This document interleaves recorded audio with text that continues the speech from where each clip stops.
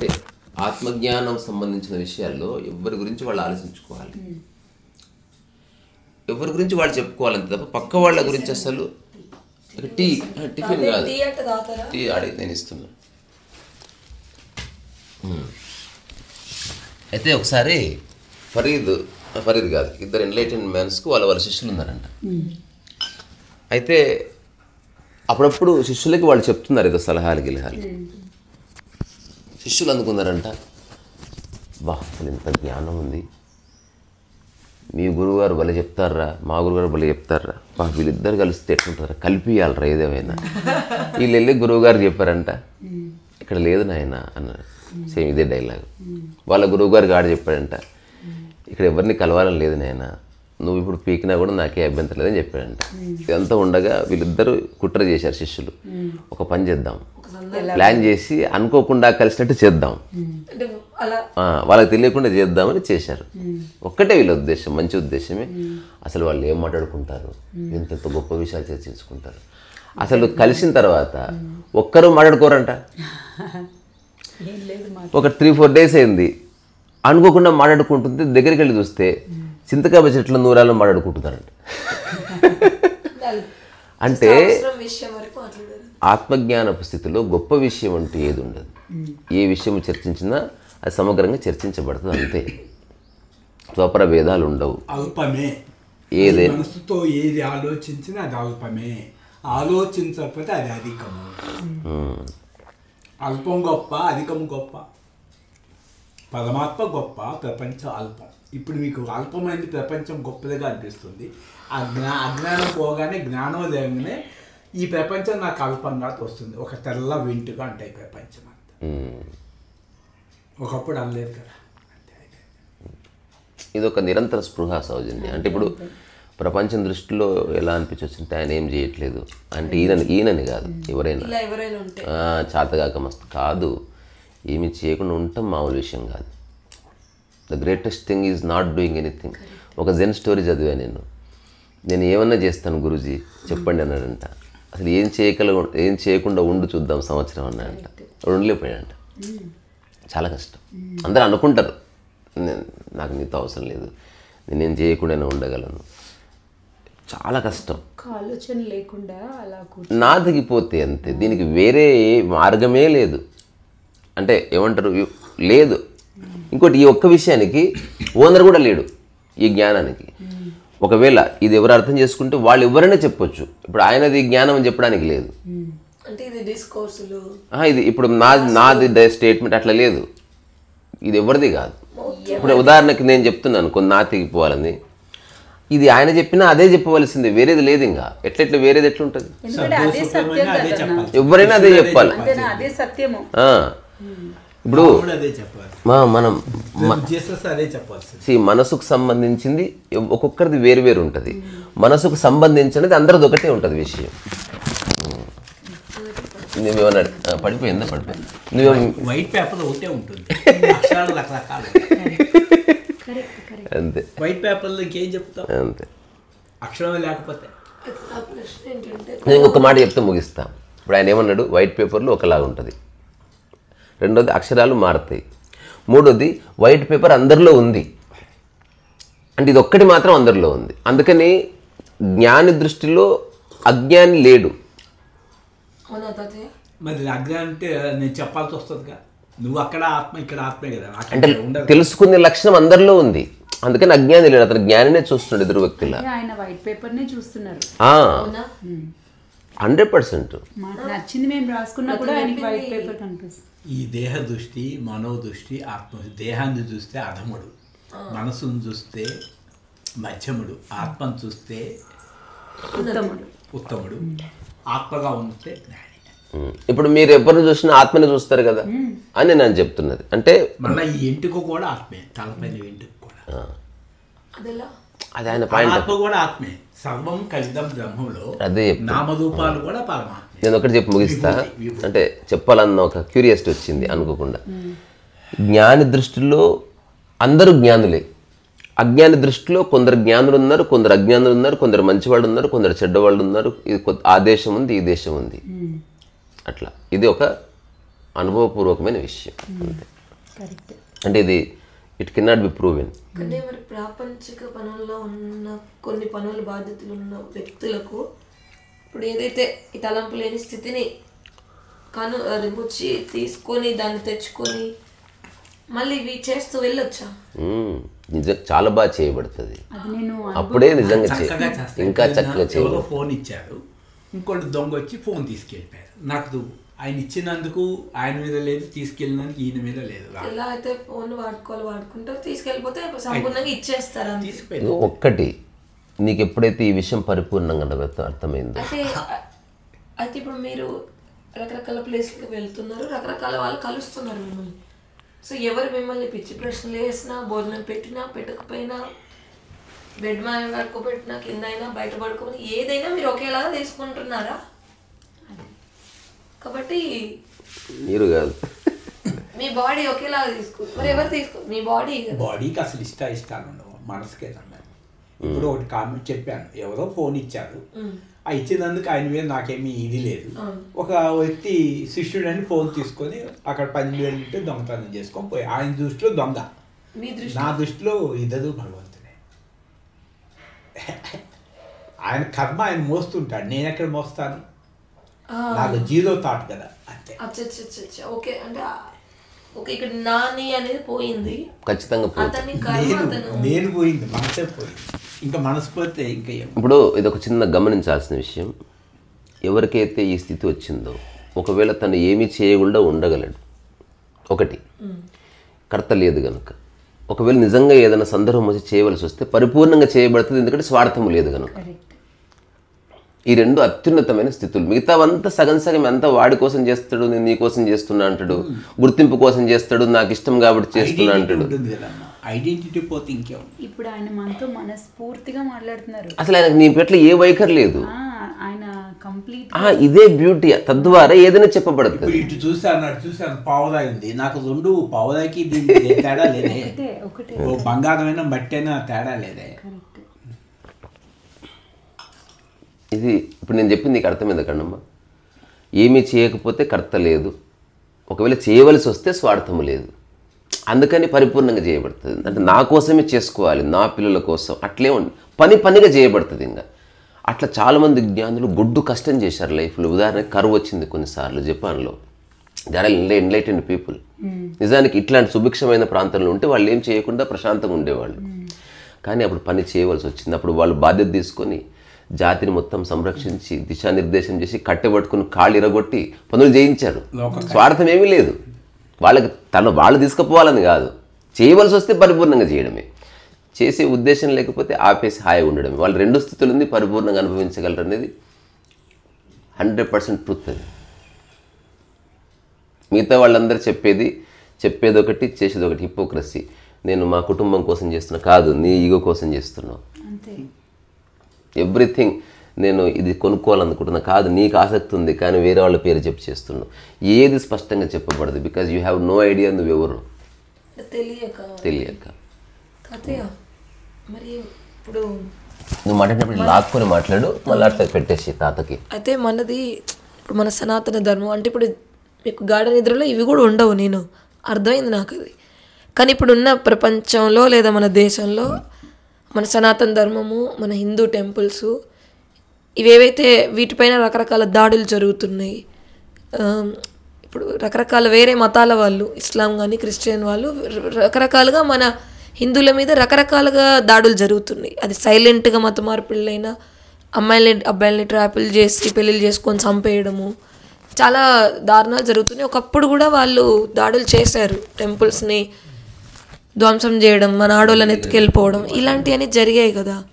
మరి ఇలాంటి విషయాలు మనం ఏం కర్మ చేసుకోవడం వల్ల వాళ్ళు వచ్చి దాడులు చేస్తున్నారు అనొచ్చు. అంటే ఈ దేశం విషయంలో ఇప్పుడు చదువు కూడా మెకాలే స్టడీ వచ్చింది. ఇప్పుడు ఆత్మకు సంబంధించిన చదువు లేకుండా పోయింది, అంత పనికిరాని చదువులు వచ్చేసినాయి. అవే చదువుకొని ఇప్పుడు ఈ విషయానికి చాలా దూరంగా వెళ్ళిపోతున్నాం.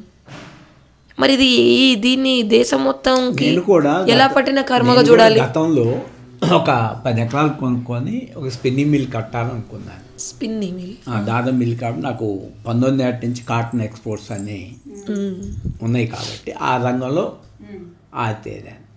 దాంట్లో కొంతమంది కలెక్టర్స్ని సీఎంని కలవాల్సి వస్తుంది, ఎంతో మినిస్టర్స్ కలవాల్సి వస్తుంది, ఎంతో నిరంతరం పరుగులు పని ఉంటుంది కాంటాక్ట్స్ తీసుకోవడానికి. అప్పుడు ఒక కాంటాక్ట్ తీసుకుంటే అబ్బా చాలా గ్రేట్ అనుకున్నాను. అందరూ పొగిడారు, కాటన్ కింగ్ వాసు అంటే గుంటూరులో. అప్పుడు చిటికేస్తే ₹1,00,00,000 ఒక గంటలో వస్తుంది. ఏది 40. ఇప్పుడు ₹1,000 చిటికేస్తే కాదు కదా ₹10 పెట్టేవాళ్ళు లేదు. మొన్నటి దాకా తినడానికి అన్నం కూడా పెట్టగా నెట్టేశారు సొంత వాళ్ళే. ఈరోజు ఒక 50 లక్షలు ఇచ్చి పెళ్లి చేసిన ఒక గుమస్తాకే ₹1,000 ఎడితే పోన్నారు, ఉచితంగా ఇచ్చినాయి. కానీ నేనేమీ ఫీల్ అవ్వలేదు, నా లోపల జ్ఞానం ఉంది. ఈ 94లో సూసైడ్కి అటెంప్ట్ చేసినప్పుడు, 96లో అరుణాచలం వెళ్ళినప్పుడు నేనెవరని బుక్ కొనుక్కున్నాను అంతే. ఆ బుక్లో భగవాను ఇది స్వప్నము అని చెప్పారు. తర్వాత నాకు కొత్తపేటలో ₹34 లక్షలు ఒక ఇల్లు ఒకటి, అది అమ్మటానికి సిద్ధపడితే ఇట్లాగే శిష్యురాలు వస్తే స్వప్నం ఎట్లా ఇది స్వామి కనిపిస్తుంది కదా అంటే, ఇది కనిపిస్తుంది స్వప్నంలో కూడా కనిపించాలి కదా అమ్మ అంట. అయితే ఈ స్వప్నం ఉంటున్నారు కాబట్టి నేను మీకు నిదర్శనం కోసం ఈ ఇంటిని రీసెర్చ్ చేస్తాను, ఇది నాకు స్వప్నం, మీరు డబ్బులు ఇవ్వద్దు, మళ్ళీ మెలకులో నాకు డబ్బులు ఇవ్వద్దు, ఇది స్వప్నం రిజిస్టర్ చేస్తా అంతే. అది నాకు స్వప్నం. నాకు మీరు చెప్పే అర్థమవుతుంది. అదంతా ఇప్పుడు ఇవాళ నాకు ఇంతకుముందే కళ వచ్చింది. కళలో 3వ ప్రపంచ యుద్ధం జరిగిపోయింది. అందరూ బాంబులన్నీ ఆటం బాంబులు గెలాక్సీలు మొత్తం ఉపయోగించేశారు. అందరూ బాంబులు వేసేసుకున్నారు. 800 కోట్ల మందిలో 790 కోట్ల మంది కాళ్ళు చేతులు బూడిదైపోయినాయి. ఎంత విలపించాను, మేలుకున్నాను. అది స్వప్నము. ఎవరన్నా ఏడుతాడా? ఇది అనుభవం లేనిదే నీకు శాంతి రాదు. సనాతన ధర్మం అంటే సనాతనమైనది, నీ హృదయంలో వెలుస్తున్నటువంటి జనన మరణములు లేనిది, అది ఆత్మ సనాతనమైనది అంతే తప్ప దానికి ధర్మాన్ని అంటగట్టే కుదరదు. నువ్వేదో హిందువు ముస్లిము చంపుకుంటున్నారు, హిందువులు ఎందుకు కొట్టుకుంటున్నారు? నేను ఒప్పుకుంటున్నా. అదే అంతే. ఇప్పుడు రేపు హిందువు తల్లిని కొడుతున్నాడు, మరి దీని గురించి ఎందుకు చెప్పవు? దాని గురించి అంతే. అది కర్మ సిద్ధాంతంలో జరుగుతూ ఉంటుంది. గాఢన్యతలో నేను హిందూ అని కానీ, ముస్లిం కానీ, క్రిస్టియన్ కానీ, స్త్రీ అని కానీ, పురుషుడు అని, పాపి అని కానీ, పుణ్యం అనే కానీ ఒక్క తలంపు లేదు కదా. కాబట్టి ఆ తలంపు లేని స్థితికి వెళ్ళటమే అదే సాతానన్న, దిల్లన్న, మాయా అన్న. వీటి లోపలున్న చైతన్యాన్ని గుర్తించటానికే గుళ్ళు, గోపురాలు, చర్చీలు, మసీదాలు. అది జడము. నాకు అర్థమైంది. కాకపోతే మిగిలిన మతాల వాళ్ళతో పోల్చుకుంటే మన హిందువుల్లో అసలు లేదు, వేరే మత సహనం ఉంది మన హిందువులకి. అసలు ప్రపంచంలో మత సహనం లేదు వాళ్ళు. అది అట్లా అనకమ్మా, అది అట్లా అనకు. ఎంతోమంది మంచి ముస్లిమ్స్ ఉన్నారు, హిందువులు ఉన్నారు, క్రీస్తులు ఉన్నారు, దుర్మార్గులైన హిందువులు ఉన్నారు, దుర్మార్గులు. మరి నువ్వు మతాన్ని పెట్టకు, మంచి మనసు, చెడ్డ గుణాలను పెట్టు, గుణాలను పెట్టు. అందుకని భగవద్గీత గుణాలను చెప్తుంది కానీ మతం చెప్పదు. గుణాతీతు, ప్రతి ఒక్కడు గుణాతీతుడు అవ్వచ్చు. అవును, అంతే. నేను అదే చెప్తున్నాను. ఇప్పుడు మీరు చెప్పేది ఏంటంటే, మీరు చెప్పేదాన్ని నేను ఖండించట్లేదు, నేను అర్థం చేసుకున్నాను, అవుననే అంటున్నాను. ఇప్పుడు మనం ఏదైతే అనుకుంటున్నామో అందరిలోనూ సమదృష్టి, ఇప్పుడు మన సమదృష్టి నువ్వు చూడలేవు. ఆత్మస్థితికి వెళ్ళందే నువ్వు సమదృష్టి చూడ. మనసుతో నువ్వు చూస్తే రకరకాల భావాలతో చూస్తావు. మనసును దాటినప్పుడే అప్పుడు నీకు లోపల. అందుకనే వాళ్ళకి అదే చెప్పింది. శాంతి మతము, ఇస్లాం మతం అంటే శాంతి, బౌద్ధం శాంతి, జైన్ శాంతి. ఇస్లాంలో శాంతి ఎక్కడ ఉంది తాతయ్య? వాళ్ళు లేదు ఉన్నది కాదు, వాళ్ళు చెప్పింది శాంతి. అల్లా చెప్పింది శాంతే. వాళ్ళు నువ్వు పాటించకపోతే నువ్వేం చేస్తావు? అల్లా ఏం చేస్తాడు? వాళ్ళు మనిషి కాదు. ఈ కథని ఇటు కొట్టారు, ఇటు కొట్టమన్నారు. వేమన అపకాదికి దుపకాదము నెపమిందక చేయువాడు నేర్పరి సుమతి అన్నాడు. అది తీసుకోబట్టి నాకు సంవత్సరం పాటు అద్దెలు ఇవ్వకపోయినా ఇంకా ఆ షాప్ను ఉచితంగా తీసుకోవాలని ఉంటే అతన్ని తీసుకెళ్ళి డబ్బులు తీసుకోకుండా ఒక చెక్ ఇచ్చి రిజిస్టర్ చేశాను, చెక్కు కూడా చించేశాను. ఎన్నెన్ని జరిగినాయని. అపకారికి నెపమెన్నకు ఉపకారం చేశాను కాబట్టి ఇవాళ నాకు ఆ ఎమోషన్ లేకుండా శాంతి చిక్కింది. అదే ఆ ఎమోషన్తో హత్య చేసో లేకపోతే కొట్టించో ఏదో చేస్తే ఆ డబ్బు తీసుకెళ్ళి నా భార్యకి ఇస్తే వాళ్ళ 100 కోట్లు ఉంటుంది. కానీ రేపు జైలుకి వెళ్ళింది ఎవరు? నేనే. ఇవాళ ఆమెకి 40 లక్షలు ఇచ్చాను, ఫోన్ చేయండి 1 లక్ష పంపించమని, నెంబర్ ఇస్తాను, నేను పంపిను అంటున్నాను. అదేంటి? 22 సంవత్సరాలు మా ఆమెకి నాకు ఒక్క చిన్న ఘర్షణ కూడా తెలియదు. అటువంటిది ఆశ్రమానికి వెళ్ళి వాళ్ళు ఇరుక్కిస్తారన్నమాట. ఆయన పిచ్చోడమ్మా నీకు లేదని. మీ ఆవిడకి చెప్తారు. అంతే. ఆవిడ అంటే మిమ్మల్ని అర్థం చేసుకోలేదు. చేసుకోదు ఆమె. మళ్ళీ ఇదే రమణతత్వమే. నీలో ఉన్నది నాలో ఉన్నది ఒకటి, నీకు నేనే ఇచ్చుకుంటున్నానని భగవాన్ చెప్తే సొంత మొగుడికే నువ్వు 1000 రూపాయలు 2000 పంపించకపోతే 3 ఏళ్ళ నుంచి ఇంకా నువ్వు అసలు ఏ సాధన చేస్తావు?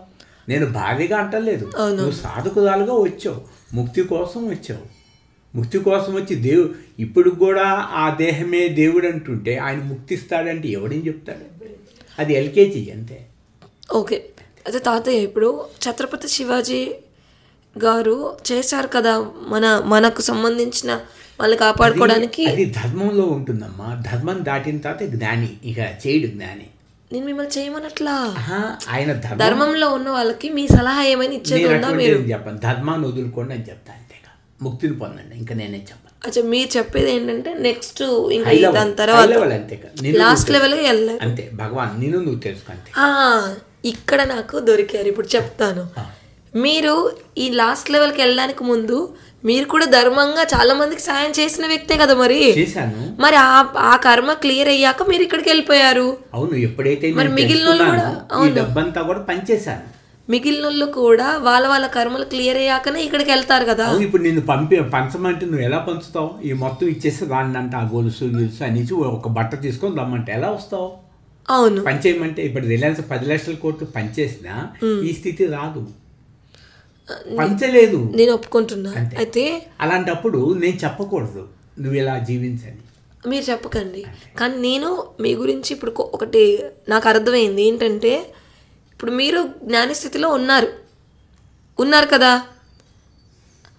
దానికి ముందర మీరు ధర్మయుక్తంగా బతికారు. అవును, 90% బతికాను చెప్పాను. బతికారు.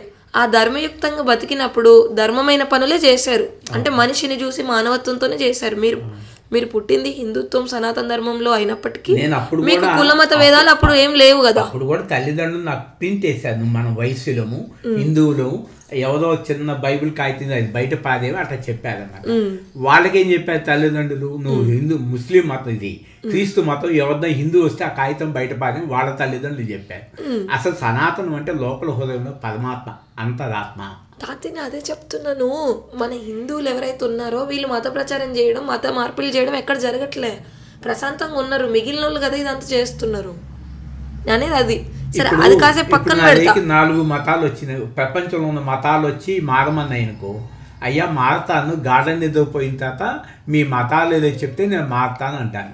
గాఢ నిద్రలో వాళ్ళు చెప్పలేదు కదా, నిద్రపోయారు. పొద్దున్న లేచిన తర్వాత అదే గాఢ నిద్రలో చెప్తే నేను మతం మారుతా. మతం కాదుగా మారవలసింది మనసు, మనసు అంటారు కదా. అంటే పాపచిత్తంలోంచి పుణ్యచిత్తంలోంచి పాప పుణ్యరహిత చిత్తం అయిపోయింది. నేను మీతో ఏం చెప్పదలుచుకున్నానంటే, ఇప్పుడు మిమ్మల్ని ఏం అడగట్లేదు.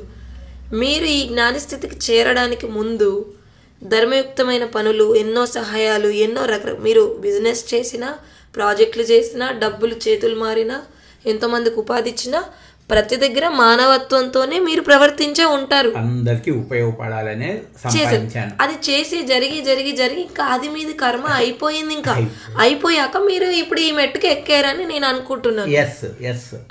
అయితే నేను అనేది ఏంటంటే, ఇప్పుడు ఆర్మీలో పనిచేసే వాళ్ళు ఉంటారు, మోడీ గారు ఉన్నారు దేశ ప్రధానిగా. ఇప్పుడు కొందరు మన గుళ్ళ మీద దాడి చేసినప్పుడు, వేరే వాళ్ళు దాడి చేసినప్పుడు అలా ఎలా ఉంటుందని కొందరు మాట్లాడే వాళ్ళు ఉంటారు.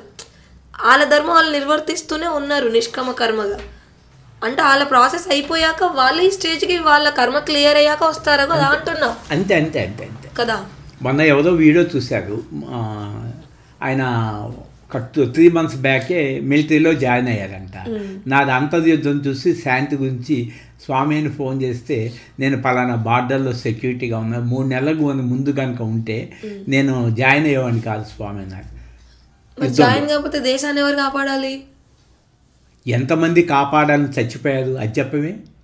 కాపాడాలని చచ్చిపోయారు. అసలు భూమిని ఎవరైనా కాపాడతారా? అసలు భూమికి ఏమైనా చెప్పింది నన్ను కాపాడమని? అందరికీ సమంగా పరిచిన భూమి అది ఎంతమందికి ఉచితంగా ఇచ్చినా, ఇది ఇండియాది, ఇది పాకిస్తాన్ కొట్టుకోమని ఆ తల్లి చెప్పలేదు. కానీ మనుషులే కొట్టుకుంటున్నారు, భూమి ఎక్కడ మాట్లాడట్లేదు. కొట్టుకోవట్లేదు. సరే మనసులు కొట్టిస్తున్నాయి. నేను ఒప్పుకుంటున్నాను, నేను ఖండించట్లే మీరు చెప్పేదాన్ని. మరి అదే భగవద్గీతలో కృష్ణుడు ధర్మం కోసం చేస్తే అది కరెక్టే అని కూడా చెప్పారు కదా. ఆయనకి కృష్ణుడు అర్థం కావాలంటే అన్ని రకాలుగా చెప్పి ముక్తిని కూడా చెప్పాడు.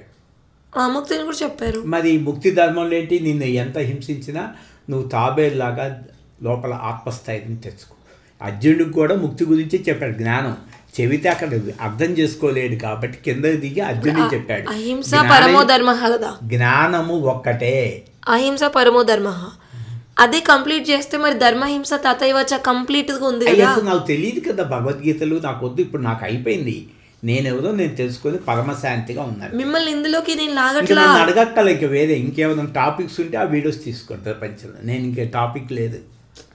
నాకు అర్థమైంది తాతయ్య. నేను అనేది ఇవన్నీ క్రాస్ అయిపోయాక మీరు ఆ స్థితికి వెళ్ళారు. మిగిలిన వాళ్ళు కూడా వాళ్ళ కర్మలు క్లియర్ అయ్యి క్రాస్ అయ్యాక ఈ స్థితికి వెళ్తారేమో కదా అంటున్నా. నాకు తెలియదు అది. ఎవరికి వాళ్ళు తెలుసుకోవాలి. అది వాళ్ళ మతాలను బట్టి, వాళ్ళ భావనను బట్టి, వాళ్ళ గురువులు ఉన్నాయి. ఇక్కడ నాకు గురువు అంటారు, మళ్ళీ పక్కకి ఇంకో గురువు దగ్గరికి వెళ్తారు. గురువు అయితే రా కూర్చో, ఇక్కడ కూర్చో, నా దీని పక్కన కూర్చో, నువ్వు పైసా కొడితే అవద్దు కూర్చో ఈ గది. అది పక్కన అపార్ట్మెంట్ తీసుకోండి, 10,000 కడతాను, గదిలో ఉండు నువ్వు గురువు అయితే. గురువు బయట గురువు కాదు, బయట గురువులు అజ్ఞానం. బయట గురువు, బయట దేవుడు చెప్పేవాళ్ళందరూ మాయా గురువులు. నువ్వే భగవంతుడి అహం బ్రహ్మాస్మి అని చెప్పే గురువు కోటికి ఒక్కడే ఉంటాడు, వాడు జ్ఞాన గురువు. అంతేకాదు. సరే, ఇప్పుడు తాతయ్య ఇంకేం అడగను, నిన్ను అడుగుతాను. ఇప్పుడు తాతయ్య చెప్పేదాన్ని ఇటు దేశభక్తి లేదా ధర్మ కాపాడేది, ఈ రెండింటిని అనుసంధానం చేసుకొని నువ్వేమైనా చెప్తావా? చెప్పాడు, అక్కడికి వస్తున్నాను. నువ్వేమైనా చెప్తావు అనుసంధానం చేసేది ఏమైనా? ఈ టోల్డ్ బ్యూటిఫుల్లీ, కానీ మనం పట్టుకోలేదు అంటున్నా నేను. ఏమన్నాడంటే అక్కడ తాతను చెప్పి కృష్ణుడు జ్ఞానంతో పాటుగా యుద్ధాన్ని కూడా చెప్పాడు. అవును, జ్ఞానం అర్జునుడికి అర్థం కాలేదు కాబట్టి యుద్ధం చేయకు అన్నాడు. నీ స్థాయిని బట్టి నీ కర్మను ఎంచుకుంటావు. ఇప్పుడు ఈ ప్రపంచంలో అన్ని రకాల వృత్తులు ఉన్నాయి. ఒకడు లేబర్ పని ఎంచుకుంటున్నాడు, ఒకడు సైంటిస్ట్ అవుతున్నాడు, ఒకడు యోగ అవుతున్నాడు. ఇప్పుడు ఎవరైతే దేశాల మధ్య భూమిని విభజనగా చూస్తాడో వాడు పోరాడాలి. అంటే అక్కడ అది ధర్మమా అతనికి? 100% ధర్మమే. అతను ఆపలేదు, నువ్వు ఆ మనసును ఆపలేవు. ఇప్పుడు కృష్ణుడు వచ్చి ఇప్పుడు ధర్మాధర్మాలకు అతీతంగా తాతయ్య ఆల్రెడీ వెళ్ళిపోయారు. అందరు అక్కడికి రావాల్సిందే. క్షణములో అక్కడికి వచ్చిన తర్వాతనే మరణం అవుతుంది. సో ఇప్పుడు తాతయ్య పిహెచ్డి కూడా కంప్లీట్ అయిపోయింది. ఇప్పుడు నేను ఎగ్జాంపుల్ పిహెచ్డికి వెళ్ళాలంటే నేను కాలేజీ ఇవన్నీ అయిపోయి వస్తానని చెప్తున్నా. మీకు అర్థమవుతుంది కదా? మీరు చెప్పేదంతా నాకు అర్థమైంది. ఇప్పుడు ఇంకొకటి, ఇప్పుడు దేశాల మధ్య విభజన చూసేవాడు ఆ దేశం బార్డర్ గురించి ఆలోచించాలి కదా, వాడు పోరాడాలి కదా. అవును, ఉత్త ఆవేశం పనికిరాదు, ఎలా పోరాడాలో తెలుసుకొని పోరాడాలి. అక్కడ మళ్ళీ జ్ఞానమే వస్తుంది. అంటే అక్కడ కూడా అంటే ఆడవాళ్ళ మీద దాడి చేయొద్దు, చిన్నపిల్లల మీద దాడి చేయొద్దు, ఇలాంటి ధర్మయుక్తమైన కొన్ని నియమాలు అనేవి ఉంటాయి. మాట్లాడతలేను, పోరాటాలు అనుకునేవాడు. ఇప్పుడు ఉదాహరణకి మనకి మొన్న పాకిస్తాన్ యుద్ధం చేసినప్పుడు S-400 అనే ఒక చిన్న చర్చ వచ్చింది. అదేం చేస్తుంది, వేరే దేశం వాళ్ళు క్షిపణులు ప్రయోగిస్తే అది మన బార్డర్లోనే ఉండి మన దేశంలోనే ఉండి గుర్తించి అక్కడికక్కడనే పేల్చేస్తుంది. ఫర్ ఎగ్జాంపుల్, మోదీ లాంటి వాడు ఆ S-400 యొక్క ఇంపార్టెన్స్ గుర్తించకుండా అది కనుక కొనుక్కొని ఉండకపోయింది, కొన్ని వేల మంది చనిపోయిండే వాళ్ళు రీసెంట్ యుద్ధంలో. దీన్ని ఏమన్నారు, జ్ఞానమే. అది హార్డ్ వర్క్ చేయడానికి వీల్లేదు. ఏం చెప్తే అర్థమవుతుందో, ఎలా చెప్తే అర్థమవుతుందో, ఏ మేరకు కొట్టి చెప్తే అర్థమవుతుందో అక్కడితో ఆపేయాలి. కానీ అనవసరంగా నాకు అక్కర్లేదు, ఇది ఉంది కదా లాగుతుంది. ఇది ఆయన చెప్పింది. నువ్వు ఎక్కడ ఆగుతావు అన్నది నీది. వేరేవాడు నాకేం అక్కర్లేదంటే అతన్ని ప్రశ్నించడానికి లేదు. ఒకటి నేను చాలా కష్టపడతాను అప్పుడు దేశం బాగుంటుందంటే అతను ఆపడానికి లేదు, అతను చేయవలసిందే. ఎందుకంటే అతని మనసు ప్రస్తుతం అటువైపు లాగుతుంది. ర్యాకెట్ని వదిలితే ఆకాశానికి ఎట్లయితే ఎగిరి దూసుకుపోద్దో లక్షల కిలోమీటర్లలో, నీ చిత్తంలో తలపు ఒక్క నిమిషంలో వైర్ముఖం అయిపోతుంది. నీ చిత్తాన్ని నువ్వు ఆపుకోలేవు. ప్రపంచాన్ని మొత్తం ఆకాశానికి ర్యాకెట్ నైనా మళ్ళా కింద తీసుకొచ్చి పెట్టచ్చేమో, కానీ నీలో వచ్చే తలపు కళ్ళు తెరవకుండా బయటికి వెళ్లకుండా ఉండలేదు మనసు. ఇప్పుడు ఇంకొకటి, ఎవరెవరైతే ఇట్లా జ్ఞానాన్ని పోల్చుకోకూడదు, అసలు పోల్చుకోనే వద్దు. ఆయన స్థితి ఆయనది, నీ స్థితి నీ కానీ నాకు అర్థమవుతుంది చెప్పేది, కానీ అర్థమైంది. నాకు చేయాల్సిన పనులు వేరే ఉన్నాయి కాబట్టి ఈ స్టేజ్ లో ఉంటే నేను ఆ పనులు చేయలేనని అర్థమవుతుంది. దానికి ఒక బ్యూటిఫుల్ స్టేట్మెంట్ ఉంది, celebrate his life, do your work, enjoy his presence, do your work. ఇప్పుడు నిష్కామ కర్మ స్థితి కూడా తాతయ్య దాటారా? ఆ ఒక స్థితిలో ఉన్నారా? ఆ నిష్కామకర్మని నీకు సంపూర్ణ జ్ఞానం వచ్చి, ఎగ్జాంపుల్ నువ్వు ఒక విషయం గురించి పోరాడాలనుకుంటున్నావు, దాని గురించి సంపూర్ణ జ్ఞానం రాగా నిష్కామకర్మని స్టార్ట్ అవుతుంది. ఓకే, నీ స్వార్థం కోసం చేస్తలేవు దేశం ఇప్పుడు గురించి. ఆయన మనతో మాట్లాడుతున్నారంటే అది నిష్కామ కర్మే. ఇప్పుడు ఆలోచించకండమ్మా, ఒక సోల్జరు నిష్కామకర్మ చేస్తేనే సోల్జర్ గా ఉంటాడు. అంతే. ఓకే, తన స్వార్థం కోసం ఎట్లా చేస్తాడు? అవును, దేశం కోసం. దేశం అంటేనే తన స్వార్థం. అదే ఆ మిలిటరీ తన స్వార్థకు ఎవరిని చంపితే జైల్లో జైల్లో పెడతారు కదా. అక్కడ 1,00,000 మంది చంపితే బహుమతి ఇస్తున్నారు. మళ్ళా నిష్కామము, అతను వాళ్ళ దేశం మన ఇండియాని చంపితే వాళ్ళు బహుమతి ఇస్తున్నారు. మళ్ళీ అందరూ మట్టిలో కలిసిపోతున్నారుగా. 4 యుగాంచి కోట్ల మంది మానవులందరూ మట్టిలో కలిసిపోతున్నారు. విచారించి భూమి అట్లాగే ఉంది, ఎవరికి లేదు. అవును, మీరు చెప్పేది సత్యం. ఇది జ్ఞానం. జ్ఞానం అంటే అనంతమైనదే జ్ఞానం. ఇది పరిమితమైంది అజ్ఞానం. సబ్జెక్ట్ ని అన్ని దేశాల్లోనూ అన్ని మనుషులకు ఈ సబ్జెక్ట్ చిన్నపిల్లలను చెప్తే శాంతి నెలకొంటది ఎక్కువ. అయినా వినరు. అప్పటికి వినే వాళ్ళకి ఎంతో కొంత తగ్గుతుంది, అవును కదా? ఎవరన్నా ఒక్కరితో ఆధారం. మళ్ళీ మనం ఒక పాయింట్ మిస్ అయింది. ఎందుకు వినరు? వాళ్ళ కర్మలు క్లియర్ కాకపోవడం వలన. ఒక్క మాట, ఇప్పుడు ఇంతమంది వచ్చారు, ఈ ఒక్క దేహం ఇక్కడికి ఎందుకు వచ్చింది? వచ్చి కూర్చుంది అంతే. ఒక చిన్న విషయం ఆలోచిద్దాం, ఇది డిబేటబుల్ కాదు, ఆలోచించి విచారణ చేసే అంశము. ఇప్పుడు నీవు అనుకుంటున్నావు కుటుంబం కోసం నేను పని చేయాలబ్బా, ఇప్పుడు ఇట్లా నేను సన్యాసిగా మారలేదని నువ్వు నిర్ణయించుకున్నావు. ఎగ్జాంపుల్ చెప్తున్నా, అది 100% కరెక్ట్. ఇతను నో చెప్పడానికి లేదు. అయితే విషయం అయితే ఎక్కడ వస్తుంది, కుటుంబాన్ని గట్టు మీద పడేయాలంటే నువ్వు ఏం చేయాలనేది ఆవేశంతో కాకుండా సరిగ్గా చేసినప్పుడు అదే నిష్కామకరం అవుతుంది. బికాజ్ నీ స్వార్థం లేదు కనుక. కరెక్ట్. అప్పుడు కర్మయోగం. అప్పుడు ఆయన నువ్వు ఒకటే. అవునా తాతయ్య? అది ఆయన సంబంధం లేదు, నేను చెప్తున్నా. అంటే నాకు ఆయన రిఫరెన్స్ కూడా విన్నాడు కదా నాకు తెలియదు. అంటే I don't know whether he listen are not. నేను అంటున్నది, నీవు కుటుంబం బాగుండాలని చేసినప్పుడు నీ స్వార్థం లేదు కదా. కానీ నా కుటుంబం అని ఉంది, అందులో నా కుటుంబం ఉన్నప్పుడు యూ సఫర్.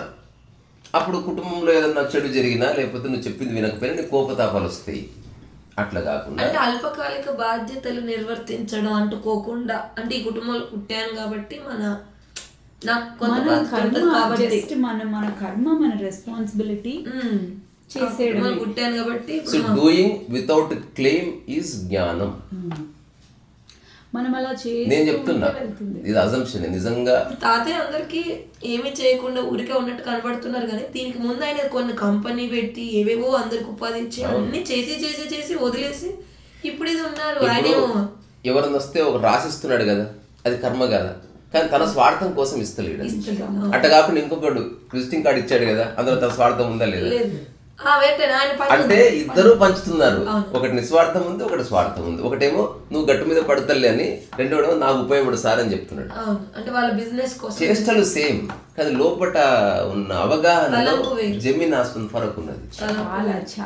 నేను చెప్తున్నా నిజంగా ఆయన అవసరానికి అది ఓకే, అది రైటే. ఇప్పుడు ఈయనది ఉపయోగపడే వాళ్ళకి వీరికి ఉపయోగపడే. నేను చెప్తున్నా నిజంగా నువ్వు అనుకున్నట్టు మన భారతదేశానికి ఒక ప్రమాద స్థితి వస్తే వీళ్ళే ముందు నిలబడతారు. ఆ సందర్భం వస్తే చెప్పండి. నిలబడే ఉన్నాను, నిలబడతాను కాదు. యావత్ సృష్టికి అట్లా ఏముండదు. ఇక భారతదేశం అంటూ లిమిటెడ్ ఉండదు. ఇక ఈ కర్మ సిద్ధాంతం ఒక భారతదేశంలోనే ఉందా, విశ్వం మొత్తంలో ఉందా? మన భారతదేశంలోనే చాలా సిద్ధాంతాలు ఉన్నాయి. ముక్తికి దారి భారతదేశంలోనే ఉంది. తాతయ్య మరి నిలబడి ఉంటే ఏం చేస్తారు? ఏమి చేయను అంతే. ఒకటి చేస్తేనే మార్పు వస్తుంది అనుకోవడం ఒక పద్ధతి. మహాశక్తి ఏం చేస్తే ఏ ఒక్క చిన్న పని చేస్తే నిజంగా మాట్లాడినది రెండోది ఇంటెలిజెన్స్. ఇప్పుడు ఒక వ్యక్తిని తాగుడు మానిపించాలని 20 ఏళ్ళుగా ప్రయత్నించేవాడు ఫెయిల్ అవ్వచ్చు, ఒకడు ఒక్క మాటతో మానిపించచ్చు. అది తెలుసుకునేవాడు జ్ఞాని అనమాట. అది ఎట్లా నా ప్రశ్నలన్నీ సమర్థవంతమైనవి అని అనిపిస్తుంది. 100%. ఎందుకంటే ఇటేమో దేశభక్తి ఇవన్నీ, ఇదేంటిది ఇవి, ఇటేమో తాతయ్యకి సంబంధించి ఇక్కడ ఏమీ లేదు. ఇటు నుండి అటు వెళ్ళడమా లేదా అటు అది చూసి ఇటు రావడమా, దీని గురించి నేను ఆలోచిస్తున్నాను. ఇప్పుడు దేశభక్తి గురించి నువ్వు పోరాటంలో నీ స్వార్థం ఏమైనా ఉందా? నువ్వు కొట్టుకుపోతావు. నువ్వు దేశం బాగుండాలనుకుంటున్నావా, నీ స్వార్థం లేదు కనుక నువ్వు ప్రజాహితం గురించి ఆలోచిస్తూ ఆ జ్ఞానంలో ఒక పరిణితి ఉంటుంది. ఆ విషయంలో నేను ఇప్పుడు ఇక్కడ పుట్టాను కాబట్టి ఈ దేశం మీద నాకు ప్రేమ ఉంది, నా దేశ ప్రజల మీద ఉంది. నేను జపాన్ లో పుడితే నేను అక్కడ దేశం మీద దేశభక్తి ఉండేది, పాకిస్తాన్ లో పుడితే అక్కడ అక్కడ ఉంటది కదా అని అనుకుంటున్నాను. ఇప్పుడు నేను ఎక్కడి నుంచి వచ్చానంటే సూర్యుడు ఎక్కడి నుంచి వచ్చాడు, నేను అక్కడి నుంచి వచ్చాను. అంటే యూనివర్సల్ నుంచి నేను వచ్చానని నేను తెలుసుకున్నాను. అయిపోయింది. యూనివర్సల్ తెలుసుకోవటమే జ్ఞానం. అప్పుడు దేశాలతో భేదం ఉండదు. వాడు అన్ని దేశాలని చక్కగా ప్రేమిస్తాడు. అయ్యా అందరికీ వచ్చి శాంతిగా ఉండండి, యుద్ధాలు వద్దు అని ప్రబోధం చేస్తాడు. చివరిగా ఒక ప్రశ్న, స్వామి వివేకానందకి దేశభక్తి ఉందా? ఉంది. విదేశాలకు ఎందుకు వెళ్ళి చెప్పాడు మరి? అంటే విదేశాల వాళ్ళకి కూడా తెలియపరచడానికి. అసలు నీ దేశం గురించి నీ దేశంలో చెప్పుకో, విదేశానికి పోయి చెప్పవలసిన అవసరం ఏముంది? ఇప్పుడు సద్గురు విదేశంలో పెట్టవలసిన అవసరం ఏముంది?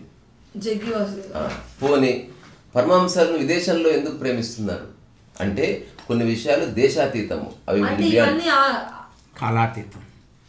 అంటే ఏ దేశమైనా అందరూ మనసులు ఉన్నాయి వాళ్ళకి. అందుకని వీళ్ళు ఏం తెలుసుకున్నారంటే కొట్లాడకుండా అతని యొక్క మనస్సుని మార్చేస్తే ద్వేషం అంతా కొట్టుకుపోతుందని తెలుసుకొని వాళ్ళు ఆ దిశగా చేస్తున్నారు. అసలు మనసే కొట్టేసినాం అనుకో, అసలు బైబిల్ లేదు, ఖురాన్ లేదు, ఏమీ లేదు, మనిషి లేవు కదా. ఇప్పుడు అన్నదానం చేయడానికి హిందూ మతాలు ఉన్నాయా? అన్నదానం ఆకలి తీర్చడానికి హిందూ మతాలు చూసి తీరుస్తావా? ఆకలి అంటే మనసు కొట్టేస్తే ఆకలి గురించి పెడతావు. మనసు ఉందా, మా కుల పనులు ఫస్ట్ అంటావు. అక్కడే విభజన వచ్చింది. నువ్వు సేవ చేస్తే లేవు, నువ్వు విభజించి సేవ చేస్తున్నావు. ఇది ఎక్కడి సేవ? సో మనస్సు తీసేయడం మెయిన్ ఇంపార్టెంట్. సో జ్ఞాని ఇప్పుడు ఏదైతే ఛత్రపతి శివాజీ గారి టైంలో జరిగిన వాటిలో మరి వాళ్ళు కాపాడారు కదా, మరి దాంట్లో అర్థం లేదా? అయ్యో ఇంతసేపు చెప్పా, అయ్యో 100% అర్థం ఉంది. నువ్వు తీసుకెళ్ళిపోతే వాళ్ళు అది చేయలేదు కదా. మళ్ళీ ఇంతకుముందు చెప్పి మళ్ళీ ఒకసారి చెప్తాను, నువ్వు రిపీట్ చేయవా? విని క్వశ్చన్ చేయకుండా. ఛత్రపతి శివాజీ తన స్వార్థము కోసము చేయలేదు కనుక అది పూర్తి ఆధ్యాత్మికమైన సేవని. ఇప్పుడు నా ఇంటిని నేను కాపాడుకుంటున్నా, వేరే ఇంటి మీద నాకు ద్వేషం లేదు. అది నీ దగ్గర పెట్టుకో, ఇక్కడ మాకు సరిపోతుంది. అది నీ దగ్గర పెట్టుకో. తన స్వార్థం కోసం చేయలేదు, అది ప్రజాహితం కోసం చేశాడు. అందుకని అది నిస్వార్థ సేవ కనుక అది ఆత్మజ్ఞాన కోవలోకి వస్తుంది. అట్లా కాకుండా నేను రాజును కావాలి అని చేస్తే అది ప్రాబ్లం. ఇప్పుడు పొలిటీషియన్ అవ్వడం తప్పు కాదు, పొలిటీషియన్ తన స్వార్థం కోసం చేస్తుంటాడు కాబట్టి ఆ జాతి దిగజారిపోయింది. అర్థమైంది. అంటే ప్రజల మేలు కోసం నిజంగా చేసిన ఎవడైనా ఉంటే ఆ టైంలో అతను. మోదీ యోగి ఎందుకు గుర్తింపబడతా తెలుసా? వాళ్ళకు కుటుంబ స్వార్థం కూడా లేదు. అందుకని ఏమన్నాలో తెలుస్తలేదు వాళ్ళకి, తెలుస్తుంది. అందుకే వ్యక్తి పడిపోతే తప్ప జ్ఞానం పుట్టదు, పర్సనాలిటీ పడిపోతే తప్ప రియల్ అండర్స్టాండింగ్ అనేది అది ఉదయించదు అనేది సుస్పష్టం. మనసు పోతే కానీ విశ్వాతీతం అవ్వవు. మనసు ఉంటే విశ్వం పరిమితం, మనసు తీసేస్తే యూనివర్సల్ అయిపోతాం. అప్పుడు ఎవరిని ప్రేమిస్తావు, ఎవరిని ద్వేషిస్తావు? 84 లక్షల జీవరాశుల్లో నేనున్నాను అన్నాను. ఇప్పుడు ఇక్కడ నేనున్నా, ఎవరిని ప్రేమిస్తాను, ఎవరిని ద్వేషిస్తాను? 84 లక్షల జీవరాశులు మొత్తం శరీరాలు నేను చంపేసిన మళ్ళా దేహాలు పుట్టుకొస్తాయి. వాళ్ళ ఆలోచన 84 లక్షల దేహాలు చెప్పేవాళ్ళు ఇలాంటి యోగులు మన సనాతన ధర్మంలోనే ఉన్నారు. మరి మిగిలిన దాంట్లో ఇది ఈ నాలెడ్జ్ చెప్పడం లేరు. ఇది ఎవరు చెప్పినా సనాతన ధర్మమే. సనాతన ధర్మం కాలాతీతము, దేశాతీతం. జెన్ సనాతన ధర్మానికి ప్రతీక 100%. అంటే మానవత్వమే. వాళ్ళు సనాతన ధర్మం అని పేరు వాడలే, వాళ్ళు చెప్పిన ఫిలాసఫీ అంటే 100% ఇదే. అందరూ శాంతిగా ఉందాం అంతే. చివరి ఒక మాట, నువ్వు ఆ మాట విని అది రిపీట్ చేసి అక్కడి నుంచి ఒక వ్యాఖ్య చేయి, ముగిద్దాం. నేను ఈ విషయాలన్నిటిని అర్థం చేసుకుంటున్నా, ఒప్పుకుంటున్నా. కానీ ఈ డిఫెన్స్ బ్యాచ్ కూడా ఉండాలి కదా అంటున్నా. మరి ఇప్పుడు ఈ విషయాలు ఏంటంటే డిఫెన్స్ బ్యాచ్ ఎక్కడ తయారైతుంది? అందరు శాంతిగా అయిపోతారు, మరి వేటోడు వచ్చి దాడి చేస్తే ఎట్లా? అరే రామ, ఎవ్వరు శాంతిగా ఉండే పోరాడతాడు సోల్జర్. ఓకే, అశాంతితో పోరాడేవాడు అసలు పోరాడలేడు. వాడు గురెట్లా కుదురుతుంది శాంతిగా లేకపోతే? ఇప్పుడు నేను నెక్స్ట్ మూమెంట్ మరణిస్తానన్నా వాడు దాన్ని ఏం చేయగలుగుతున్నా అంటే వాడి మనసు ఎంత స్థిరంగా ఉంది చెప్పు. నువ్వే ఆల్రెడీలో ఉంటే నువ్వు ఎట్లా వద్దు వ్యక్తికి చెప్తావు? సో ఇప్పుడు నాకు చివరి మాట ఒక మాట నిజంగానే ఇప్పుడు ఇది అంటే నెక్స్ట్ స్టేజ్ ఏమో, ఆ స్టేజ్ కి మనం చేయాల్సిన కొన్ని కర్మలు క్లియర్ అయ్యాక వెళ్తామేమో అనిపిస్తుంది నాది. కర్మలు చెయ్యి, కానీ ఆ కర్మల లోపల అలజడి గాని వైమనస్య ఫలితమును ఆశించు. కర్మ చేయుటకు నీకు అధికారము కలదు కానీ ఫలితమును కోరుటకు నీకు అధికారం లేదు. ఇప్పుడు కర్మని నేను చేస్తున్నాను, నాకు అధికారం ఉంది, ఈ కర్మ నేను చేస్తే ఎలా ఉంటుందో ఆలోచించి నా కర్మకి నేను బాసుడు కాబట్టి నా ఆలోచన నేను కమాండ్ చేస్తే ఆ దేహం కదిలి వెళ్తుంది. అంతే తప్ప కర్మ నన్ను శాసించట్లేదు, నేను శాసిస్తున్నాను కర్మని. Correct correct. జ్ఞాని అజ్ఞాని అదే తేడా. సో ఇప్పుడు నేను కర్మ చేస్తూ ఫలితం ఇంకా అది కాలానికి వదిలేసిస్తే ఈ తాతయ్య స్టేజ్ నా స్టేజ్ ఒకటే అన్నట్ట? ఒక్క నిమిషంలో వస్తుంది, ఒకటే కాదు, ఒక్క నిమిషంలో ఆయన వస్తుంది. చెప్పారు కదా అందరి 1 దగ్గర minute. తెల్లకాయ. అది నేను చిన్నప్పటి నుండి చేస్తున్నావు కానీ నువ్వు ఉదాహరణ చెప్తాను. ఎప్పుడైతే ఇప్పుడు ఒక మాట ఎప్పుడైతే నువ్వు చెప్పింది ఎదుటి వ్యక్తి వినకపోతే డిస్టర్బ్ అవుతున్నావు, అక్కడ అజ్ఞానం వచ్చేసి. ఎదుటి వ్యక్తి వినాలన్న నియమం ఏమీ లేదబ్బా, బట్ నీకు చెప్పే రైట్ పరిపూర్ణంగా ఉంది. ఇప్పుడు మొక్కలు నాటే రైట్ నాకు పరిపూర్ణంగా ఉంది. కాయలు వస్తే రావు, చెట్టు సంగతి చూసుకుంటే నాకే సంబంధం. కాయలు రాకపోతే నేను మళ్ళీ దానికి కాయలు ఎట్లా వస్తాయో ఆలోచించాలి కానీ చెట్టు కొట్టేయకూడదు. లేదా బాధపడు, నీ కోసం 4 గంటలు ఇస్తే నాకు కాయలు ఇవ్వవా దొంగ ఉండా అని దాన్ని ఊపి అవతల పడేయకూడదు. అందరు చేసేది నేను చెప్తే వినవా అని కొడతారు. మనకి రైట్ లేదు అలా చేయడానికి. చివరికి ఒక్క మాట, జ్ఞాని చేసే పని చాలా లోతైనది. మనకు అనుకున్నట్టుగా కదిలినట్టుగా ఎగిరినట్టుగా దుంకినట్టుగా స్పీచ్లో కనబడదు. ఒక ఎగ్జాంపుల్, ఒక ముస్లిం ఉన్నాడు, వాడు ద్వేషంతో ఉన్నాడు అనుకో, వాడికి ఎలాంటి మాట చెప్తాడంటే ఈ will be out of Quran అటువంటి మాట చెప్తాడు. అంటే ద్వేషించకుండా ఎట్లా జీవించవచ్చు అన్నది చెప్పే ప్రయత్నం చేసిన మనసే పడిపోయింది కాబట్టి వాడు దాంతో ఆ సిద్ధాంతం పడిపోతుంది తప్ప నువ్వు సిద్ధాంతం విషయంగా సూత్రాల పరంగా చర్చించావు అనుకో, ఇక్కడ 1 సూత్రాలు ఉన్నాయి, అక్కడ 1 సూత్రాలు ఉన్నాయి, దీంట్లో ఏ అభిప్రాయం అసలు ఒక లెవెల్కి వెళ్తే ఈ మతాలు ఇవన్నీ ఏం లేవు అసలు. నేను ఉన్నాయని అనట్లేదు. ఇవి ఏవైతే అంటున్నారో ఒక లెవెల్కి వెళ్తే ఇవేవి లేవు అనే సంఖ్య మన దాంట్లో హిందుత్వంలో ఉన్న వాళ్ళలోనే ఎక్కువ ఉంది, మిగిలిన వాళ్ళలో తక్కువ ఉంది. సో వాళ్ళ నుండి ఒకటి నేను ఒక చెప్పనా, డిఫెన్స్ బ్యాచ్ ఉండాలి. నేను ఒక మాట చెప్పనా, మిగతా ఏవైతే మతాలు అంటున్నావో వాళ్ళకి ఒక్కటే బొమ్మ ఇచ్చారు ఆడుకోవడానికి, అందుకని వాళ్ళకి అది తప్ప ఇంకోటి తెలియదు. మన దగ్గర 100 బొమ్మలు ఇచ్చారు, మన కోతి కుక్క ఏనుగు అన్ని బొమ్మలే. వాళ్ళకి బొమ్మలతో అటాచ్మెంట్, మనకి ఆటతో అటాచ్మెంట్. ఇప్పుడు ఆకలిస్తే అది హిందూ అయినా ముస్లిం అయినా నాస్తికుడైనా క్రిస్టియన్ అయినా ఆకలి ఒకటే, నిద్ర ఒకటే, కోస్తే బ్లడ్ రాంగ్ ఒకటే. అది నేను ఒప్పుకుంటున్నా, నేను దాన్ని కాదనట్లేదు. అందరు మనుషులే ఉన్నాయి, అందరి లోపల స్థితికి వెళ్తే తలపు లేని స్థితి, ఇదే స్థితి ఉండాలి. క్రీస్తు మతం ఎక్కడి నుంచి వచ్చింది? శాంతి. క్రీస్తుని సిలువేస్తే అటువంటి సిలువేసేవాడిని కూడా క్షమించుతండి అన్నారు. మరి జీసస్ క్రీస్తు లాగా జీవించే వాళ్ళు ఎంతమంది క్రిస్టియన్లలో ఉన్నారు? జీసస్ లాగా జీవిస్తే అది కరెక్ట్. జీసస్ చెప్పింది ఏంది?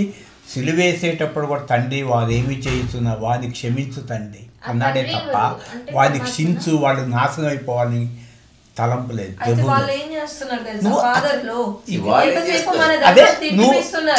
అసలు నువ్వు జీసస్ చెప్పినట్టు ఆచరిస్తున్నారా లేదా అంటే అయిపోయింది, అంతే.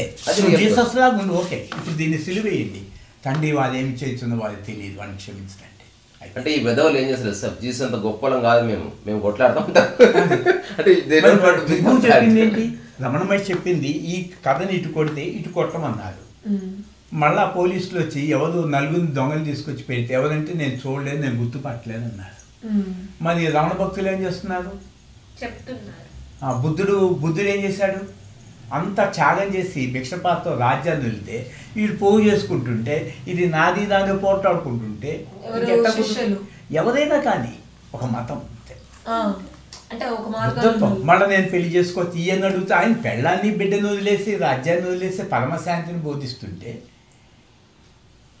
కానీ అదే బుద్ధుడు మళ్ళీ తిరిగి ఇంటికి వచ్చినప్పుడు వాళ్ళ వైఫ్ అడిగిందంట, అంటే ఇప్పుడు ఇలాంటి స్థితి పొందాలంటే ఇంకా అందరి వాళ్ళని వదిలేయాలంటే ఆయన చెప్పింది అనేది కూడా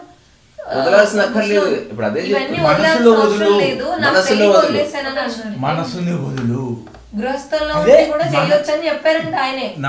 ఇవన్నీ ఎవరికి తెలుసమ్మా, ఎవరికి అనుకూలంగా రాసుకుంటారు, పేపర్ పెన్ను ఉంది మరి అందరూ గృహస్థాన్ని వదిలేస్తే ఎట్లా తాతయ్య? గృహస్థాన్ని వదలమని కాదు, ఇప్పుడు నేను గృహస్థులో ఉన్నా, ఇగో ఒక నిమిషం, నేను గృహస్థు ఉన్నా కానీ మిమ్మల్ని నేను నా మనసులో మోయడం లేదు, మిమ్మల్ని నేను ప్రతిస్పందన ఉంది తప్ప మీరు ఏమైనా బాధపడే స్థితి లేనే లేదు.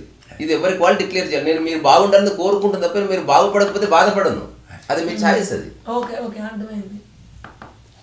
ఇవన్నీ రాసుకుంటే పేపర్ మీద నాకు అనుకూలంగా చట్టాలు కూడా రాసుకుంటారు. రమణ మహర్షి ఇది స్వప్నం అన్నారు. నా బాధని చెప్పని స్వప్నం అమ్మ ఇది గ్లాస్ కూడా నాకు నిజం అంటుంది. మళ్ళీ 20-30 ఏళ్ళ నుంచి రమణాశ్రమంలో ఉంటున్నారు. అక్కడ కొట్టాట్లు, తగాదాలు, పోలీస్ కేసులు, కోర్టు చుట్టూ వీళ్ళని తిప్పుతారు శిష్యుల్ని. అంతే, నా బాధ కూడా తిరగాల్సిందే కోర్టు చుట్టూ, ఎక్కడికి వెళ్ళాల్సిందే, పోలీస్ స్టేషన్కి వెళ్ళు అంటే వెళ్ళాల్సిందే. ఏంటంటే స్వామి నాకు మోక్షం. అదే మనం ఉద్దేశం కోట్లాసులు వదిలేసి ఇక్కడ ఉంటారా, వేల్పూర్లో ఉంటారు. నాకు చెప్పారు ఉన్నారు కానీ అంగీకరించట్లేదు. స్వామి ఈ పని చేయన్నారు కోర్టుకి, నేను వెళ్ళను అన్నాను. వెళ్ళిపో, గెట్ అవుట్, వెళ్ళిపోయా అంతే. ఎందుకంటే నీకు నేను భాషను కాదు. నేను చిన్న ఎగ్జాంపుల్ ఇస్తా. నేను చదివిన ఒక కథ చెప్తాను మీకు, దాని సారం ఎవరికి వాళ్ళు చెప్పారా. చెస్ అర్థం చేసుకోలేదు అనుకోవాలనుకున్నవాడు చెస్ని విన్నావా, చెస్ని అర్థం చేసుకోవాలని అనుకుంటున్నవాడు ఒక్క చెస్ బోర్డుతో జీవిస్తాడు. చెస్ని అమ్మాలనుకుంటున్నవాడు వేల చెస్ బోర్డులు తెచ్చుకొని పెట్టుకుంటాడు. ఎక్కడ మనం ఉన్నాం, ఇద్దరు చెస్ బోర్డులతోనే ఉన్నారు. ఒకడు he is only playing with it, వాడు ఓన్లీ అమ్ముకుంటున్నాడు లావాదేవీ. ఒకడు దాన్ని అర్థం చేయాలి, పాతగా అయిపోయింది, చినిగిపోయింది, వాడు అందులో ఉన్న మూలాన్ని చూస్తున్నాడు. అట్లాగే ఒక్కటి పట్టుకొని దానిలోకి తొంగి చూస్తే చాలా విషయాలు తప్పక తెలుస్తాయి తప్ప రకరకాల విషయాలు ఇప్పుడు మీకేం కావాలి, దీన్ని ఉదేశిస్తాను, ఈ బాడీ రక్త కణాలు, కళ్ళు కాళ్ళు అన్నీ ఇస్తాను లోకం, ప్రపంచం కోసం, లోకం కోసం. ఏముంది, ఏం తెచ్చావు దీంట్లోకి? ఒక చిన్న అణువు తల్లి గర్భంలో ఒక్క నామరూపం తేలేదు. మరణించేటప్పుడు శ్మశానం ఉంది, ఏం తీసుకెళ్ళలేదు. అంటే అంతా తీసిపారేయాలా? శరీరం వాల్యూ, దాని వాల్యూ దానికి ఇవ్వాలి కదా. నాకు అవసరం పోయిన తర్వాత ఇంకేంది, అరటిపండు తింటా, తొక్కుకి విలువ ఎక్కడ ఉంది? తొక్కు కూడా భూమిలో ఎరువుతుంది. ఇక ఇది అణువుగా మారుతుంది, అణువులుగా మారుతుంది. మమకారం లేదంటున్నాడు నాన్న. ఇప్పుడు మీరు శరీరానికి ఇచ్చే గౌరవం ఇవ్వాలి. శరీరంలో దేహాభిమానులుగా ఉండిపోవద్దు. శరీరం లేదనుకోండి, ఆయన లెవెల్కి భగవాన్ చెప్పేది ఏంటంటే, ఇస్తరాకు పుట్టావు, చక్కగా తీసుకొచ్చి దాచిపెట్టుకున్నావు, భోజనానికి కూర్చున్నావు, ఇస్తరాకు చక్కగా అన్నీ వడ్డించావు, పంచభక్ష పరమాలు అన్నీ తిన్నావు. తిన్న తర్వాత ఇంగిలి ఇస్తరాకు మళ్ళీ బీరులో పెట్టుకొని ఎవరు అనుకోదు. కాబట్టి ఈ అజ్ఞానం పోగానే జ్ఞానం అయిన తర్వాత ఇది వాడికి భారంగా ఉంటుంది. కాబట్టి ఈ దేహం వాడికి ఒక ఎంగిలి ఇస్తలాగా వదిలేయటానికి సిద్ధంగా అనట్లేదు. నేను ఏకీభవిస్తున్నా, మీరు చెప్పేదంతా వాస్తవం, సత్యం. కానీ ఉన్నంత టైం ఇప్పుడు ఇల్లు బాధపడిపోద్ది. ఆయన ఇచ్చిన ఎగ్జాంపుల్ తిన్నంతసేపు ఇస్తరాకుని విస్మరించడం లేదు, అట్లా ఉన్నంతసేపు శరీరాన్ని ఎవరు విస్మరిస్తున్నారు. ఇప్పుడు ఆయన టీ తాగుతారంటే దేహానికి కావాలన్నాడు, దేహానికి పోసాడు కదా, ఆయన కూడా విస్మరిస్తున్నాడు. తినేసారు కాబట్టి ఆయన పారేయాలనుకుంటున్నారు. మనం ఇంకా తినలేదు, టేస్ట్ కూడా చేయలేదు కదా, అందుకే మనకి మీకు కర్మ ఉన్నది కదా, కర్మ చేయని పరిపక్వం ఉంది, అది బాడీ మళ్ళా పుట్టుద్ది. ఇక్కడ అయిపోయింది, అయిపోతే నాకు స్టేట్మెంట్ అది, ఇంకొక దేహం నాకు అవసరం లేదు కదా, పోయింది కదా. ఈ దేహాలు తీసుకొని నాకు ఎందుకు ఈ కర్మ అయిపోయింది. ఇప్పుడు ఆ టీ కూడా తాగక్కర్లా, జస్ట్ గుర్తు కోసం దీనికన్నా, అంతే అంతే. దాని మీద అటాచ్మెంట్గా ఏమీ లేదు, దేహం తాగుతుంది. ఆయన ఒకటి ఉన్నంత వరకు ఉంచాలని అనుకున్నాడు, బాడీని ఉంచుతున్నాడు. అంటే అయిపోయింది అని చెప్పాను కదా, 90% అయిపోయింది.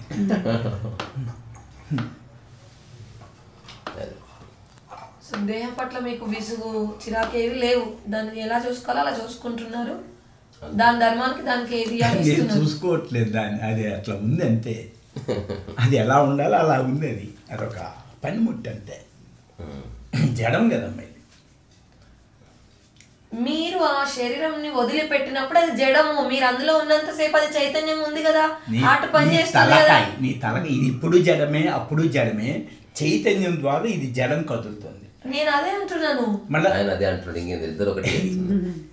చైతన్యం ఉన్నంతసేపు ఇది కదులుతుంది కదా. మరి గాఢ నిద్రలో కూడా మీ శరీరం కదులుతుంది కదా, అంటే గుండె కొట్టుకుంటుంది కదా, కొట్టుకుంటుందా లేదా? కొట్టడం లేదు కదా అంటున్నాడు. నాకేం తెలుసు, గుండె పని చేస్తుంది. ఏమది ఏం చేసుకుంటుందో తన పని తను చేస్తుంది, నేను చూస్తున్నా. మీరు అందులో ఉండడం వల్లనే చేస్తుంది కదా, నేను చూస్తున్నాను. ఆయన చూస్తున్నారు, ఆయన చూస్తున్నారు. శరీరం గురించి ఇంత తీసి పడేసి చెప్తే చెప్పాలి కదా, దానికి ఉన్న విలువని ఎంత ఉందో అంతే చెప్తున్నాడు. ఆయన తీసి పడేది నాకు ఎక్కడ ఆయన తీసి పడేటట్టు అనిపించలేదు. అదికి తొక్కుకి అరటి పండుకి విలువ ఉంది. అరటి పండు కొనుక్కున్నాం, తొక్కుకి విలువ ఉందా, పండుకి విలువ ఉందా? కొనుక్కునేటప్పుడు కూడా నీకు తెలుసు తొక్కనే కదా పైనుండి కాపాడింది మీరు తినే వరకు. విలువ నువ్వు కాదనట్లే, రెండింటిని గుర్తించుదాము, రెండింటిని ఎలా గుర్తిస్తున్నాడు ఆయన. ఆయన విస్మరిస్తలేడు, కానీ దానికి అంత విలువ ఇవ్వాల్సిన అవసరం, దాని అవును. బాధ్యత. ఇప్పుడు ప్రపంచంలో అందరూ ఎక్కువ పనికిరాని ప్రాపంచికం శరీరానికి విలువిచ్చి లోపల స్థితిని ఎవరు పట్టించుకోవాలి. ఇప్పుడు ఒక లిప్స్టిక్ వేసేవాడు, కమ్మలు పెట్టేవాడు ఏం చేస్తున్నాడు, గివింగ్ మోర్. ఆయన టీ అంటే టీ అవసరం కాబట్టి ఇచ్చాడు. అంటే ఆయన క్లియర్ గా ఉన్నాడు. అంటే ఆయన ఏమంటాడు, అభిమానం లేదు దేహం ఉంది అంటున్నాడు. మనకు అర్థం కావట్లేదు అంతే. లేదు ఇది ఎవరిది వాళ్ళది. ఇప్పుడు ఆయన ఇచ్చిన స్టేట్మెంట్ ఆయనది. కానీ ఈ సబ్జెక్ట్ ని మేము బ్రహ్మకుమార్ లో ఉన్నప్పుడు అన్ని వదిలేసి ఓన్లీ తెల్ల బట్టలు వేసేసుకొని అలంకరణలు తీసేసి ఈ దేహాభిమానం వద్దని అంత ప్రాక్టీస్ చేసి ఉన్నోళ్ళమే మేము. నేను ఒప్పుకోవట్లేదని కాదు, నేను అర్థమవుతుంది. దాంట్లో బిగినింగ్ సేమ్ చెప్పారు కానీ ఎక్స్పాన్షన్ లో వాళ్ళ సిద్ధాంతం, వాళ్ళ మూఢనమ్మకాలు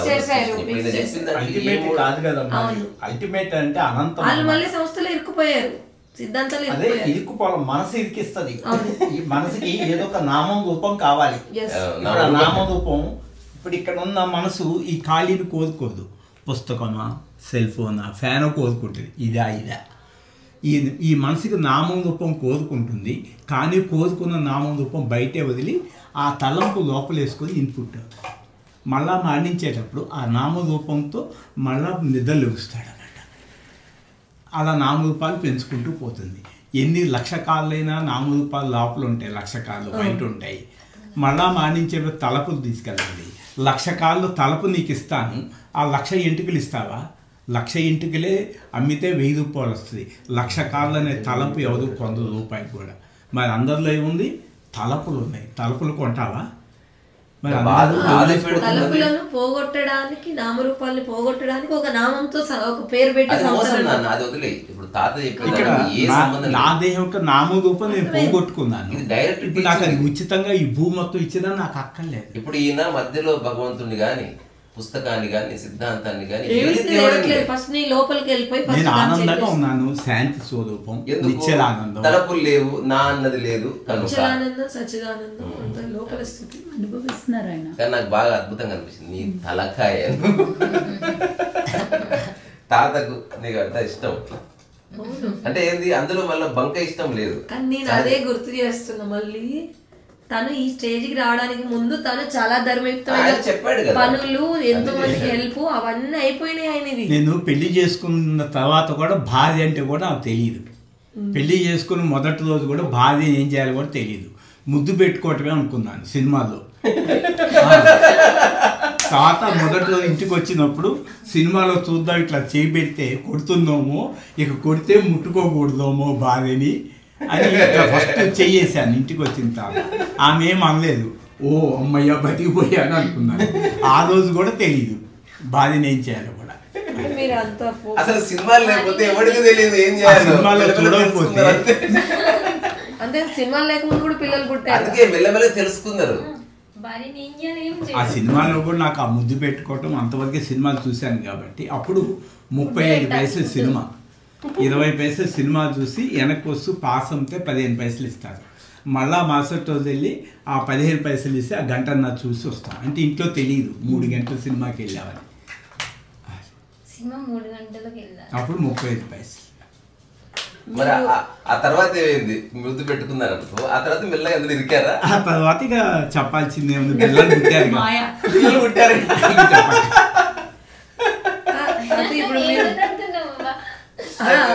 ఇప్పుడు మీరు బిజినెస్ చేస్తున్నారు, ఎంజాయ్ చేస్తున్నా. ఆయన ఎంత నీకు అది తెలియదు. అది వదిలేదు, మీరు ఎంత పర్సనల్. నేను చెప్పేది ఏంటంటే ఆయన ఎంత ఆనెస్ట్ గా చెప్తున్నారు. పెళ్లి చేసుకున్నప్పుడు పెళ్లి వరకే అనుకున్నా కానీ ఇదంతా అనుకున్నా అంతే. సినిమాలో లాగా పాటలు పాడుకో, ముద్దులు పెట్టుకో. ఆ తర్వాత ఏమారు పిల్లలు వచ్చేసారు. పిల్లలతో సంసారం వచ్చేసింది. సంసారంతో ఇక వాళ్ళని పోషించడమే నిరంతరం భౌతికంగా. కానీ అవి కూడా మీరు నిష్కల్మషమైన మనసుతోనే చేస్తుంటారని నా అంచనా. అవన్నీ లేకపోతే ఈ స్టేజ్ వరకు ఎవరు రాలేరు. వాళ్ళకి ఎప్పుడు చక్కగా అన్ని చూసుకున్నాను చిన్నప్పటి నుంచి. వాళ్ళ కార్లో స్కూల్కి వెళ్తాం. అంటే వాళ్ళు ఎలా ఏం నేర్చుకున్నా మీ ఇష్టము, ఇదే చెయ్యాలి. నాకు అసలు తెలియదు. అసలు నాకు 20 గంటలు నేను ఫ్యాక్టరీకి వెళ్తాను. నాకు అసలు మీ పని వాళ్ళతో భార్యతో మాట్లాడితే నాకు టైం కుదరదు. పిల్లల సంగతి నాకు తెలియదు. వాళ్ళు కార్లో స్కూల్కి వెళ్తుంటారు, ఆమె చూసుకుంటారు. 10,000 కావాలన్నా ఫ్యాక్టరీ ఫోన్ చేస్తే వర్కర్స్ వస్తారు, కార్లో పని వచ్చి పని చేస్తారు. కానీ నాకు అసలు ఇంకా వేరే విషయం పట్టుకోవడం నాకు చాలా టైమే ఉండదు. అదే పని వాళ్ళతో మీరు ఎలా ఉండేవారు మీ వైఫ్? చాలా ప్రేమగా ఉంటాను. అంతే, ప్రేమ అందరికీ, గుమస్తాలతోటి ప్రేమ అందరితో. ప్రేమ అంటే విభజన లేకుండా కాకపోతే చూసుకోవడం అని. భార్యాభర్తలు నా వాళ్ళు కాబట్టి వీళ్ళ మీద తేడా ఎక్కువ లేకుండా వెళ్ళింది. అది అక్కడ చెప్పారు చూడండి, మళ్ళీ చెప్పండి. నా పెళ్లి చేసుకున్న తర్వాత భార్య ఇంపార్టెన్స్ మనసు ఇచ్చి వీళ్ళకి ఫోకస్ చేసి నా పిల్లలే ఇంపార్టెన్స్ చేసింది. వాళ్ళ మీదే ఫోకస్ అయ్యేటప్పటికి డిస్టర్బ్ అయింది. ఏదో సూసైడ్కి అటెంప్ట్ చేసిన తర్వాత ఈ సంస్కారం బాగుంది కాబట్టి అరుణాచలంలో 5 రూపాయల బుక్ కొనుక్కుంది. మహారాజు వచ్చినా, రిలయన్స్ అంబానీ గారు వచ్చినా, ఎవరు వచ్చినా ఇక్కడ ఒకటే. నాకు ఎవరికి ఆ కుర్చీ వేయమ్మా రిలయన్స్ వీళ్ళ కింద అని ఏం లేదు. ఇక అయిపోయింది. ఇక మీ కూతురుతో కూడా అప్పుడు మాట్లాడాము, చెప్పారు. వారు కూడా ఇప్పుడు నేను వెళ్తే వాళ్ళు కూడా గది ఇచ్చేసారు, ఏసీ రూమ్ ఇచ్చారు. మనుషులు మొన్న వెళ్ళింది ఇది.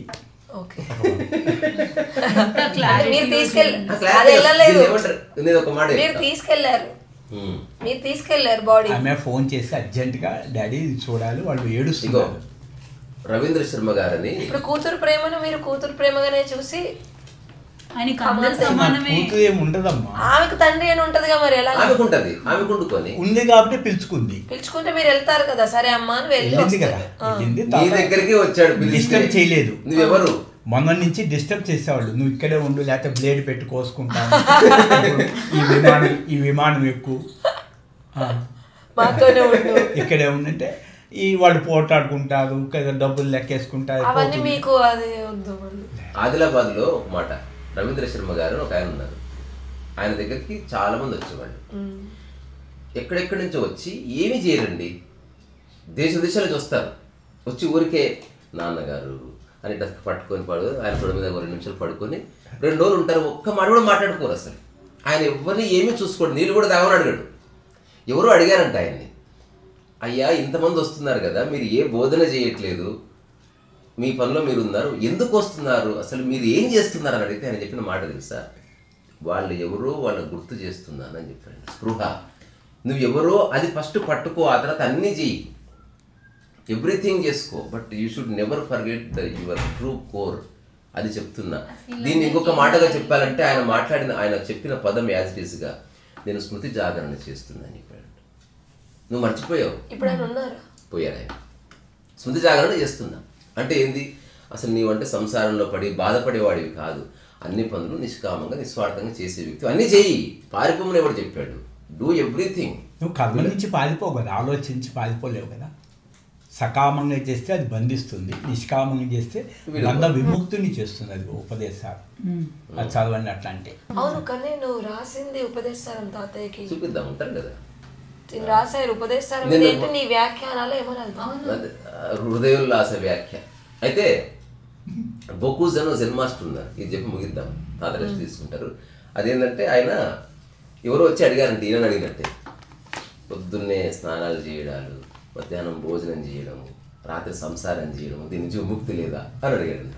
అడిగితే ఆయన చెప్పాడంట, విముక్తి ఉంది. ఎలా అంటే అవి చేయడం వల్ల. కామి కాని వాడు మోక్ష కాము అనిపించిందా దీంతో దోత పుట్టుద్ది. అందుకని సెక్స్లో ఉన్నంత దుఃఖం ఈ సృష్టిలో లేనే లేదు. అది క్రియేట్ చేస్తుంది. అది ఆయనకు సంబంధించింది. ఇది ఇప్పుడు మన ఇద్దరం ముఖం చూసుకున్నాం కదా, మనం ఫ్రీ అయిపోయినాం దాన్ని. అందుకని ఇది వేరే వాళ్ళకి అర్థమయ్యే విషయం కాదు, మనకి ఇట్లా. ఎందుకంటే మనం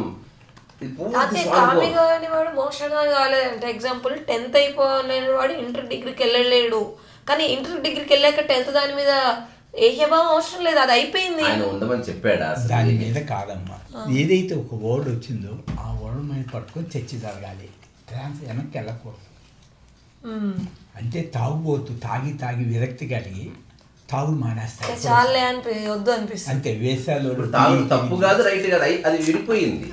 దాంట్లో వెక్స్ అయితేనే వదిలేస్తారు. ఇప్పుడు కోరిక, నాకు అన్ని కోరిక పెద్దగా లేవు, కానీ నాకు ఒక విమానం ఎక్కాలని ఉంది, కానీ డబ్బు ఉంది. అలా పట్టుకొని విమానంలో టికెట్, బోర్డు పాసు అక్కడ దించటం నాకు తెలియదు. అయిపోయింది ఎగ్జామ్ తర్వాత నా పార్ట్నర్ వచ్చారు బొమ్మిడారు, వాళ్ళకి 1000 కోట్లు ఉంటుంది, వాళ్ళకి ఎన్ని